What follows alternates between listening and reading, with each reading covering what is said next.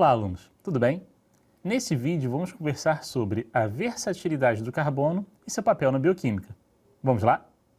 Antes de a gente começar a conversar sobre o carbono especificamente, a gente tem que entender a diferença entre a química dos seres vivos e a química que era chamada de química mineral.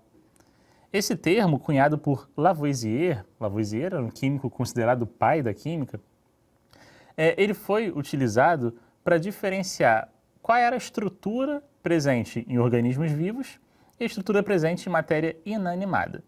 E o que Lavoisier percebeu foi o seguinte: os mesmos elementos químicos estavam presentes, tanto na matéria viva quanto na matéria inanimada, que são os minerais, só que eles estavam presentes em maior complexidade nos seres vivos. Vamos ver isso agora? Eu trouxe aqui um comparativo entre a química orgânica e a química inorgânica. Tem alguns detalhes aqui que a gente tem que se atentar para entender bem o papel do carbono aqui, tá? Então, pensando em composição, a química orgânica ela é feita basicamente de átomos de carbono, átomos de hidrogênio e outros átomos principais como oxigênio, nitrogênio. Já a química inorgânica ela vai ter elementos metálicos e também não metálicos, mas geralmente sem carbono. Então, se a gente pensar, por exemplo, no ferro, ferro é um metal. Sulfato de ferro, por exemplo, não tem carbono. Uma molécula inorgânica muito importante também, a água. A água ela é H2O, ela não tem carbono.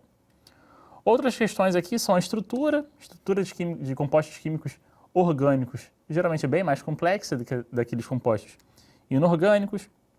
Tipo de ligação, geralmente vão ser ligações covalentes, que vão fazer as moléculas orgânicas. Polaridade, solubilidade vão ser fatores também que vão ser diferentes entre um e outro. E um detalhe muito importante é a importância biológica desses compostos.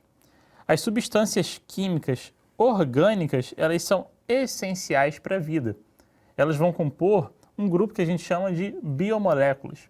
Então, proteínas, açúcares, lipídios são biomoléculas. Não que as substâncias inorgânicas não tenham função. Elas são importantes. Quando a gente fala de íon, por exemplo, os íons são muito importantes para manter o equilíbrio, a homeostase celular. Falando especificamente do carbono, quem é esse átomo?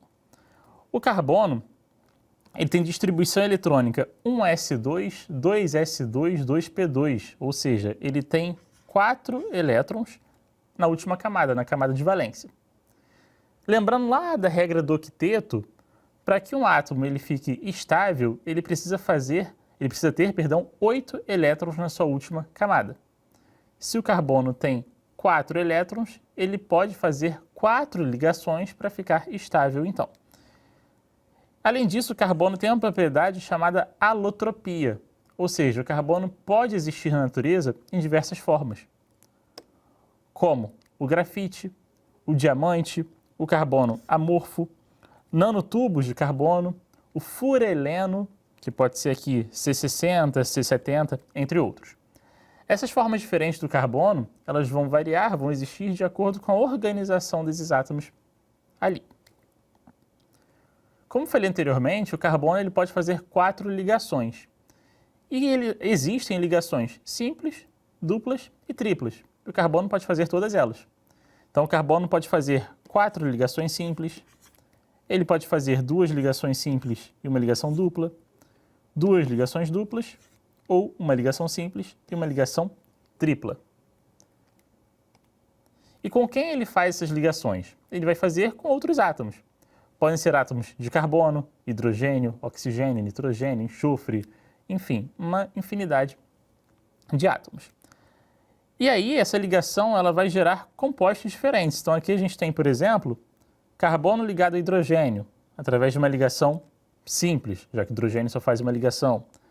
Carbono ligado a oxigênio pode ser uma ligação simples, pode ser uma ligação dupla. E percebam, em cada um desses cenários, a gente vai originar compostos ou funções diferentes. O carbono pode se ligar ao nitrogênio por uma ligação simples, uma ligação dupla, até mesmo uma ligação tripla. Pode se ligar também a outro átomo de carbono com ligações simples, duplas e triplas também. Então, essa versatilidade nas ligações do carbono faz com que ele seja muito importante na bioquímica, porque ele vai ser capaz de gerar diversas substâncias orgânicas. Substâncias essas que vão ter funções diferentes dependendo ali do seu arranjo, da sua organização molecular. Outro elemento muito importante para a bioquímica é o hidrogênio. O hidrogênio ele vai aparecer nas moléculas se ligando a carbono, oxigênio, nitrogênio, enxofre, e ele é essencial para a estabilização dessas moléculas. O hidrogênio ele tem distribuição eletrônica 1s1, então ele faz apenas uma ligação para ficar estável. Então nós vamos ter, por exemplo, carbono ligado a um hidrogênio só, nós vamos ter nitrogênio ligado a um hidrogênio. Na verdade, não que seja apenas um átomo de hidrogênio. A gente pode ter carbono ligado a 2, 3, 4 hidrogênios. Mas a ligação sempre vai ser simples. Não vai existir carbono com uma ligação dupla em um hidrogênio, ou uma ligação tripla, porque a distribuição eletrônica dele não permite isso. O hidrogênio ele pode existir também na forma de isótopos. O isótopo mais comum é o prótio, que apresenta um próton só. Mas a gente pode encontrar na natureza também o deutério, que tem um próton e um nêutron, e o trítio, que apresenta um próton e 2 nêutrons. Espero que vocês tenham gostado desse vídeo e até a próxima!